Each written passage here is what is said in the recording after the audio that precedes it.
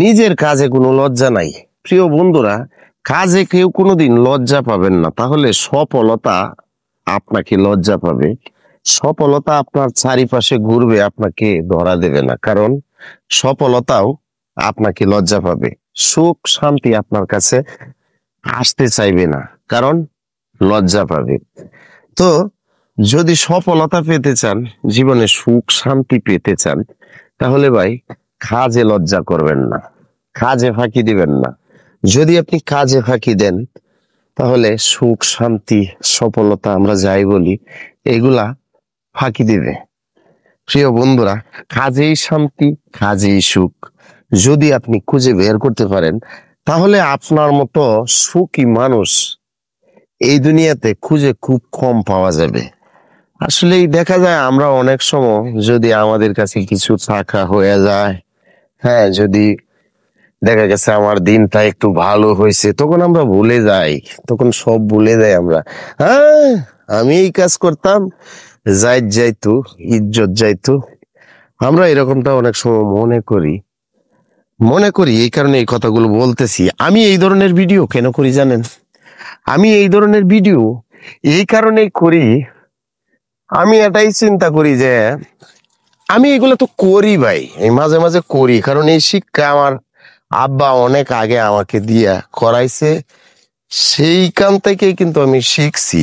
তো এখনো আমি যেহেতু করি, তো এটা আমি মাঝে মাঝে এখানে তুলে ধরি, কারণ আমি চাই যে এখানে যারা যারা আমাকে ফলো করে, যারা আমার যে ছোট ভাইয়ের আছে, যারা ফ্রেন্ড ফলোয়ার আছে, তারা যেন আমার কাছ থেকে তারা যেন উৎসাহ পায়।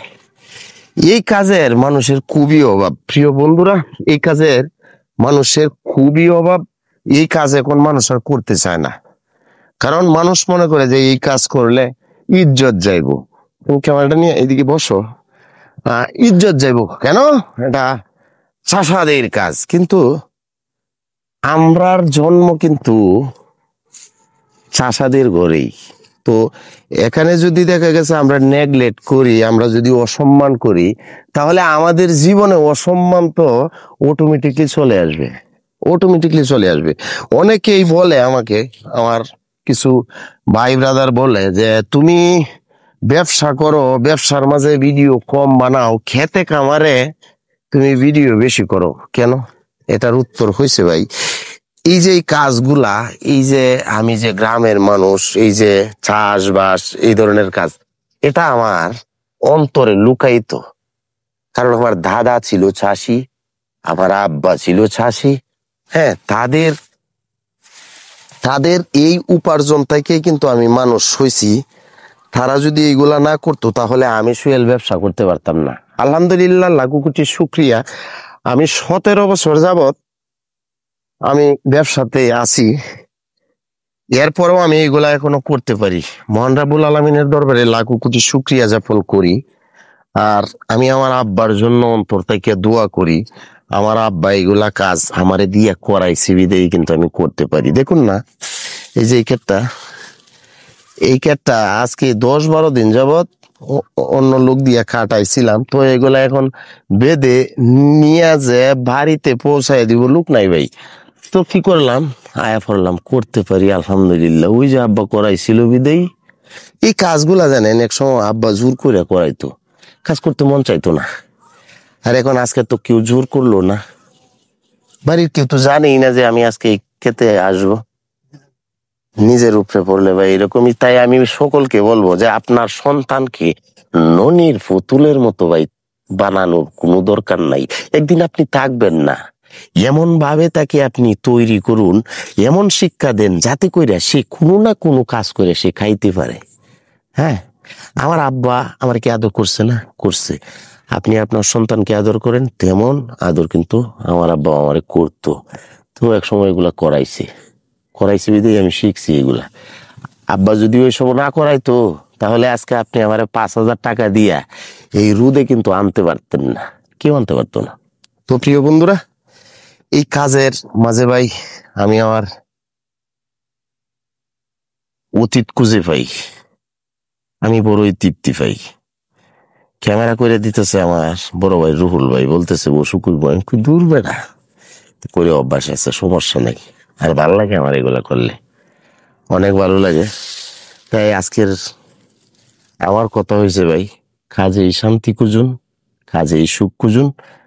কাজকে কেউ ছোট করে দেখবেন না, তাহলে অটোমেটিকলি আপনি ছোট হয়ে যাবেন। কাজটাকে ভালোবাসুন। ছোট বড় বানানোর মালিক ওই যে উপরে যিনি আছেন, আল্লাহ তাআলা। এই কাজের মানুষ পাওয়া যায় না ভাই, কাজ করতে চায় না। অথচ এই গ্রামে জন্ম, এই গ্রামে, এখন আরেকটা সত্য কথা বলি, এই গ্রামের মানুষই ভাই এখন বর্তমানে এই কাজগুলারে অবহেলা করে, শহরের মানুষ করে না।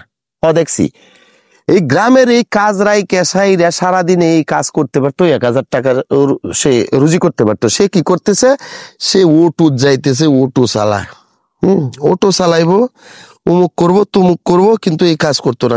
কারণ এই কাজের বলে জায়জ যায়, এই কাজের জায়জ যায় না ভাই। এই কাজ আমাদের ঐতিহ্য, হ্যাঁ, আমাদের পূর্বপুরুষরা এই কাজ করতো। তো এই কাজ সকলেই করবেন ভাই, আনন্দের চিত্তে কাজ করবেন, ভালো লাগবো ভাই, মনের ভিতরে তৃপ্তি পাবেন। তো প্রিয় বন্ধুরা, এটাই আমার গ্রাম। এই গ্রামের মানুষ আমি আমি অনেক অনেক গর্বিত এবং আনন্দিত। আল্লাহ তাআলা এই গ্রামের মানুষ হিসাবে আমারে পাঠাইছে এই দুনিয়াতে। আমার আব্বা একজন কৃষক ছিল, আমার দাদা কৃষক ছিল। এটা মনে করে ভাই আমি খুবই গর্ববোধ করি, এই মাটির সাথে আমার সম্পর্ক। আরেকটা কথা কি জানেন, এই যে মাটি আছে না, এই মাটি, এই মাটির সংস্পর্শে আপনি আসবেন, আপনি দেখবেন যে ভালো লাগবো, মনের অজান্তে ভাই ভালো লাগবো ভাই। এই মাটির পরশ পাইলে আমাদের দেহটা আনন্দিত হয়। আমার কাছে মনে হয় তার অন্যতম কারণ হইছে এই দেহটা মাটি দিয়া তৈরি, তো এই কারণে মাটির পরশ পাইলে এই দেহ মন আনন্দিত হয়। তো প্রিয় বন্ধুরা, সকলেই ভালো থাকুন, সুস্থ থাকুন, অন্তর থেকে দোয়া রইল, আমার জন্য দোয়া রাখেন। সকল বন্ধুদের উদ্দেশ্যে একটাই মেসেজ, কাজকে ভালোবাসবেন, আপনারা জীবনে তৃপ্তি পাবেন ইনশাআল্লাহ।